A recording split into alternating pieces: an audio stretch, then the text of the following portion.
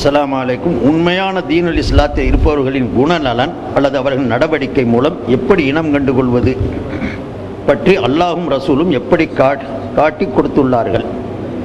உண்மையான தீனுல் இஸ்லாத்தில் இருப்பவங்களுடைய குணநலன் எப்படி இருக்கும், நல்ல மூமினுடைய குணநலன் எப்படி இருக்கும், அல்லாஹ் ரசூல் சொன்னதுபடி நடக்கணும். அல்லாஹ் ரசூல் சொன்னதுபடி நடக்கணும். அதுதான் ஒரு மூமினுடைய குணநலன். அதை விளக்கி சொல்லணும்னா குணநலன்களை விளக்க முடியாது. அல்லாஹும் ரசூலும் நமக்கு எப்படி காட்டி கொடுத்தாங்களோ, தன்னுடைய விஷயத்திலையும் தன்னுடைய சகோதரருடைய விஷயத்திலையும் அல்லாஹ் ரசூலோடும் கொள்ளக்கூடிய விஷயத்திலையும் உறவு கொள்ளக்கூடிய பழகக்கூடிய நடக்கக்கூடிய விஷயத்திலையும் எது காட்டு கொடுக்கப்பட்டதோ அதை ஃபாலோ பண்ணுறவன் தான் உண்மையான மூமினு, உண்மையான முஸ்லிமு. இதை பெரிய நீண்ட விளக்கம் சொல்லி விளக்கக்கூடிய பொருள் அல்ல அது.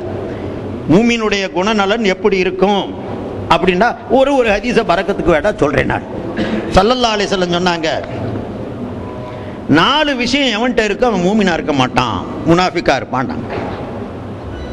4 விஷயங்கள் யாராவது செய்யறான்னு சொன்னா அவன் மூமின் அல்ல, முனாஃபிக்கு. வெளியில பார்த்தா மூமின், உள்ள முனாஃபிக். அவனுக்கு தான் முனாஃபிக்குன்னு சொல்றது. காஃபிர் தெளிவா தெரியும், பார்த்தா அவன் மூமின் மாதிரி தெரியுது, ஆனா உள்ளுக்குள்ள அவனுக்கு சரக்கு இல்லை. அது யாரு? ஸல்லல்லாஹு அலைஹி வஸல்லம் சொன்னாங்க. இந்த கேள்விக்கு ஒரு ஹதீஸை ஒரு சமர்ப்பணம் பண்றேன், இல்லாட்டி நீண்ட விளக்கத்துக்கு அடுத்து பார்த்துக்கிறேன். இதா ஹத்தஸ கஸப வைதா துமின ஹான வைதா ஹாசம ஃபஜர.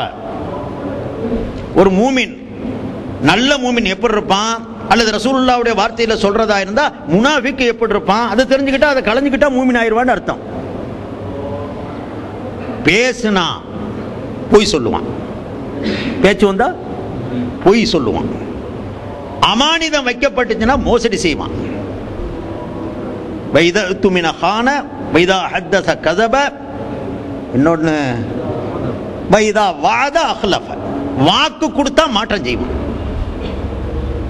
சண்டை வந்தா ஏசுவான், அசிங்கமா பேசுவான்.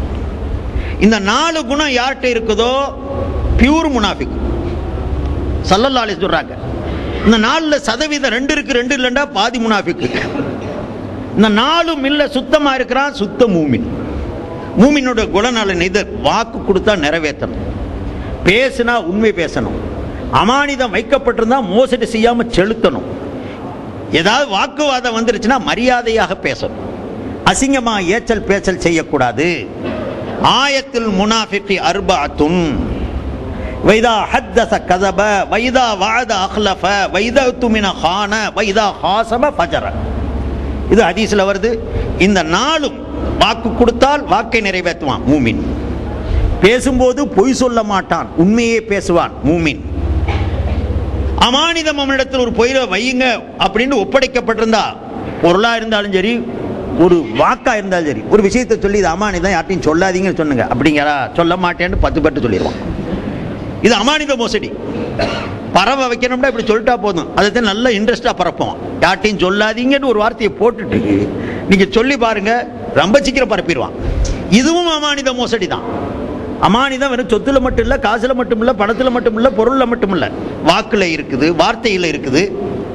ஸல்லல்லாஹு அலைஹி வஸல்லம் சொன்னாங்க. அதே மாதிரி ஏசினால், அதாவது சண்டை வந்துட்டா ஏசக்கூடாது, மரியாதையை பேசுங்க. அதையே சால்வ் பண்ணலாம், 2 பேரும் சேர்ந்து ஒன்னா பேசலாம். உடனே அவங்க அப்பா வாப்பா உமாவை பேச, இவன் வாப்பா உமாவை பேச, எங்கேயோ கொண்டு போறது, இது முனாஃபிக்குடைய லட்சணம்.